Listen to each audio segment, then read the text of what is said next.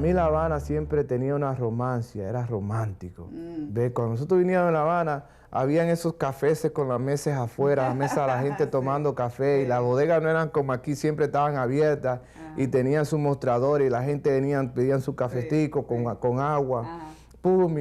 Para mí Cuba, aún como muchacho, había canciones en Cuba en ese entonces que me daba una cosa en mi vida, un aire, que todo el mundo sí estaba enamorado. Todo el mundo en La Habana estaba enamorado.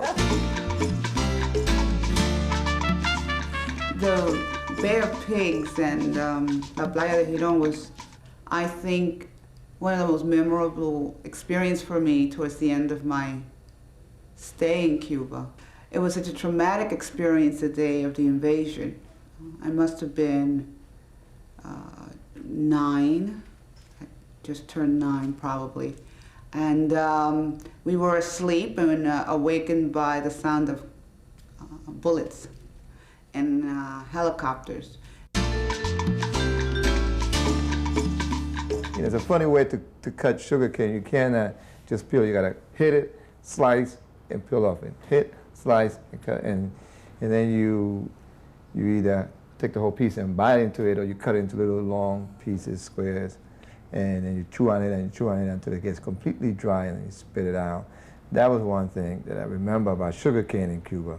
Cubanita, tierra bella.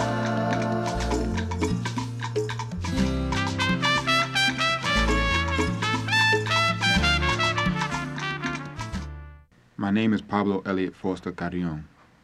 You see me here with my dad, my tia Diana, and my tia Ruben. They are the griots passing down the history of the Cuban side of my family.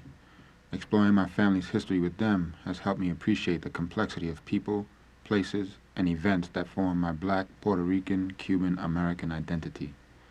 Growing up in the United States has made it difficult for me to embrace those multiple identities. For in the U.S., you are either black or white, American or immigrant. This film is my family's reflection on cultural, racial, and political identity, what was left behind in Cuba and what was discovered in the Bronx. Cubanita.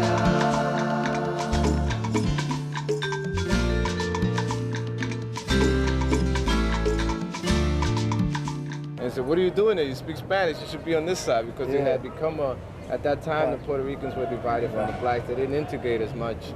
We didn't care. I played with anybody. I didn't even know what that was. I didn't know that you mixed with these people because of your color. You didn't because of the way you talked. Right. Well, we considered ourselves the same because we were black, so we mixed with the blacks, and we spoke Spanish. So we mixed with the Spanish. I know, but they in their minds they were separate. There was the Puerto Rican community, and there was the African American community within one community.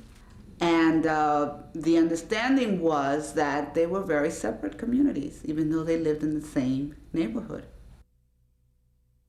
I would be very sociable with the African American children. It would be fine until I would speak Spanish.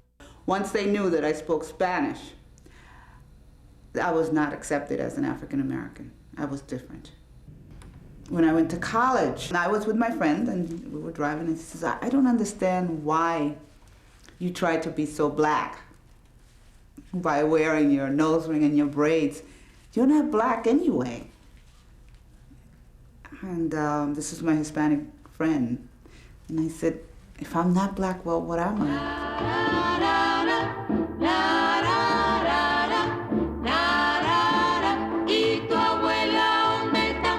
Tu color te salió blanco y la mejilla rosada. Los labios los tiene finos. ¿Y tu abuela dónde está? Dice que mi bemba es grande y mi pasa colorada. Pero dime por la Virgen. ¿Y tu abuela dónde está?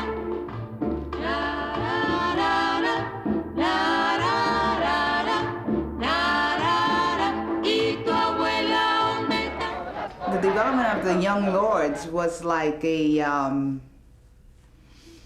was a triumph for people of color that were Hispanics, because the Young Lords were Hispanics who were of color, who had African heritage.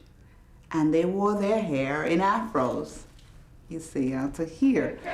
And that was the very first time that Hispanics who were black would do that and would value it and would ask others to value it and felt very proud. It was extremely important for me. It was invaluable. Yeah. I felt like a person, you know, I felt like, yeah, here, oh, yes, I'm here. You know, I belong here.